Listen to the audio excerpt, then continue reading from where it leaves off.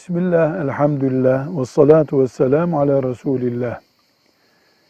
Kaza ile bir insanın ölümüne neden olunduğunda, o insana bir tür kan bedeli takdir edilir. Buna diyet deniyor. Diyeti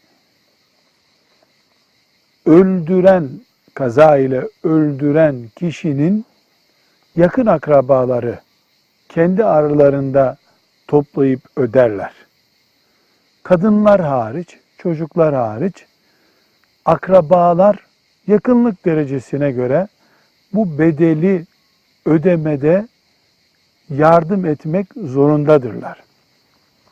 Sendikalar, kooperatifler veya devletin belirlediği başka yardım kuruluşları bu dönemde helal çalışabilen sigorta şirketleri bu diyeti ödeyebilirler.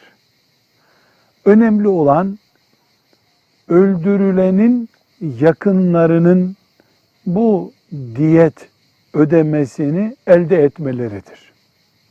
Velhamdülillahi Rabbil Alemin.